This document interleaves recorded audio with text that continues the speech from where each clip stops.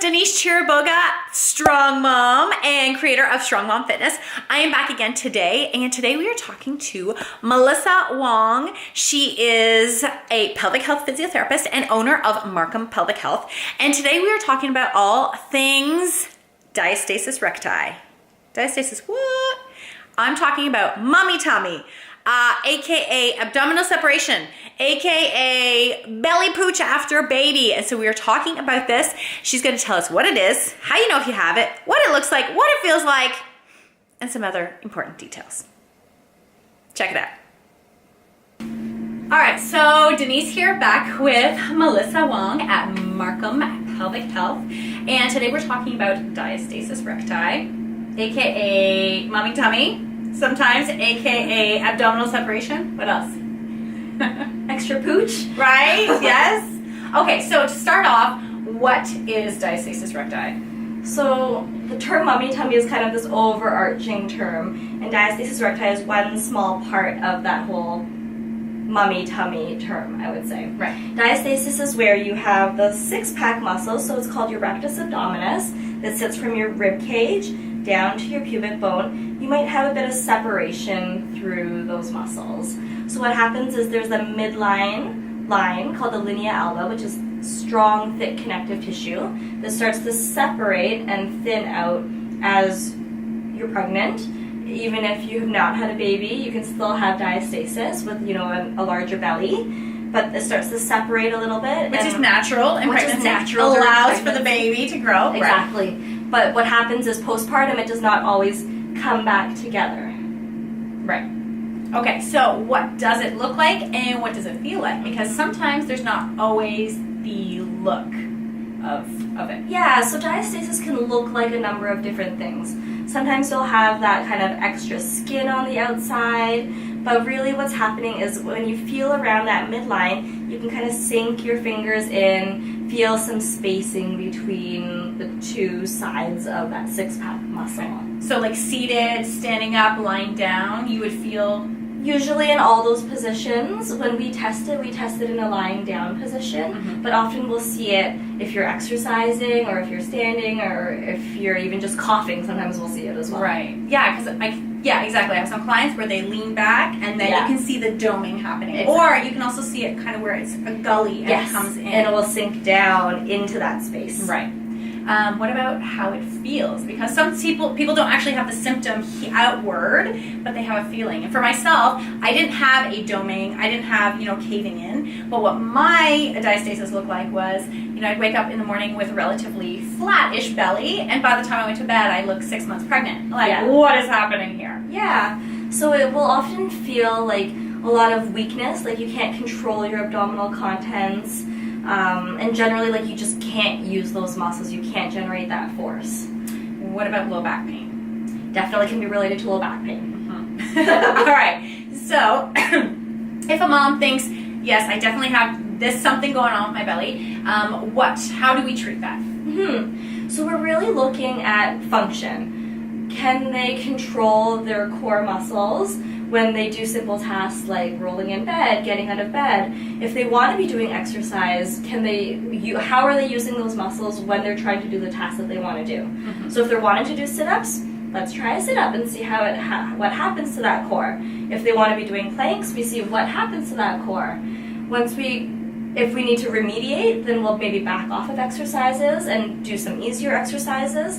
But if the core function is good, then we encourage people to continue doing it as long as they can feel that they're using that core effectively. Right. So that's something that they would definitely need to learn from you, right? You would be doing your assessment. Can you feel this muscle here? So I know a lot of moms will be like, yeah, I feel okay. I think I'm turning on this, I'm turning on that, but they don't really know. So that's why it's so important to, have that assessment by Melissa and really know, are you strong enough to resume, these exercises?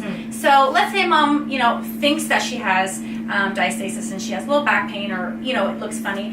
What are some things that she should stay away from doing? It really depends.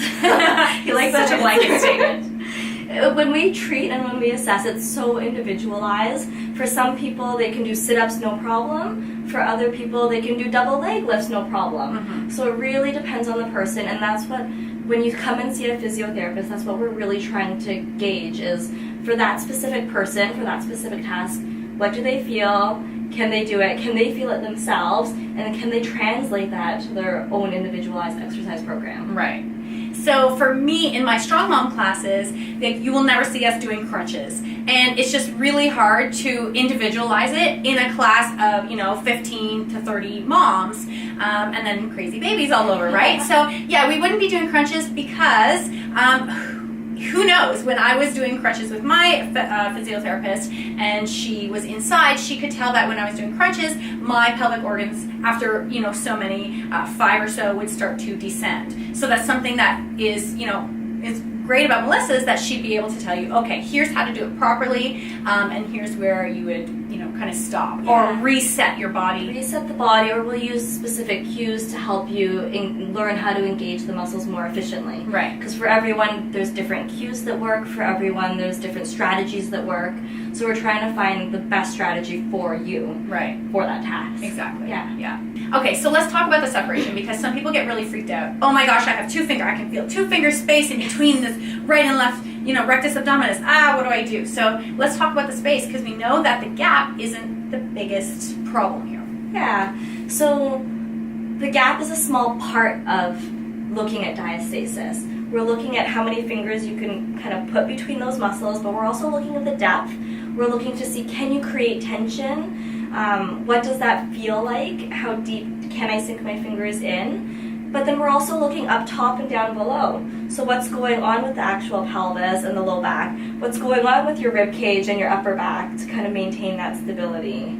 So it's not just about the gap and how many fingers you can put in there. Right. Yeah, and we cover all of that in Strong Mom classes, right? A huge part is the posture, because all of us are carrying babies like this, and we're flaring out our ribs, right? And what I'm noticing a lot more, not with my mom so much, I see a lot of rib cave in, and so a lot of poor posture in the upper back. Yeah.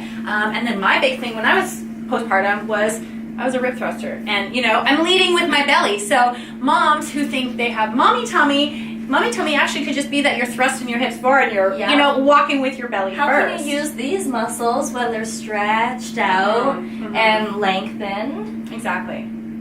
I liken it to taffy, right? That connective tissue is kind of taffy. Yes, we should be moving and rotating, but doing this all day is not doing nothing to, heal it. Exactly. So, yeah. When you talk about, the breathing and trying to activate that core with your breathing, that diaphragm sits right around here.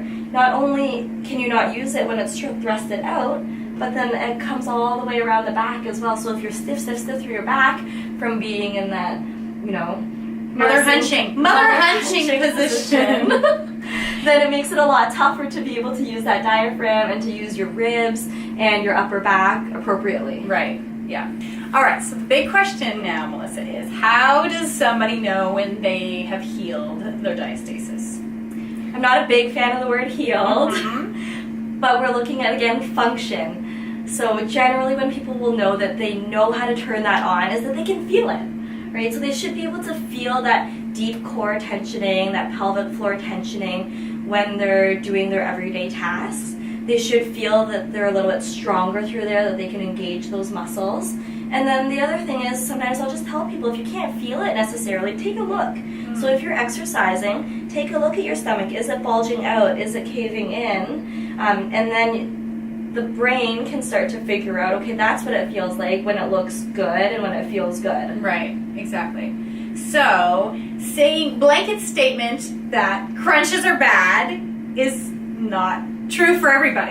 Blanket statement that planks are bad is not true for everybody as well. So as you can see, it's very individualized, right? Okay, thank you for sharing with us about diastasis recti and how individualized it is, and how blanket statement things like no crunches, no planks aren't always the case. But now we can see that it's really important in postpartum and for starting postpartum exercise that we do have an assessment so that we know what our bodies are capable of, what they can do, what we shouldn't be doing. Thanks.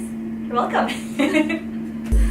Thanks so much for tuning in today. If you want to reach Melissa and be in contact with her, you can find out all her details below. If you want to know more about Strong Mom Fitness class, find out all the details below. We run these classes all year long, indoor classes and outdoor, so be sure to check that out. And let us know if your comments, if you want to know more, if you have a specific burning question. I'm sure you are not the only one and other moms have those questions too. So be sure to put them down below because Melissa and I, we got the 911 and we will put together more video content for you. Also, please be sure to subscribe to my channel so you never miss another video. And also, give me a thumbs up, okay? Because I like thumbs up. And I hope you have a fabuloso day. See you next time.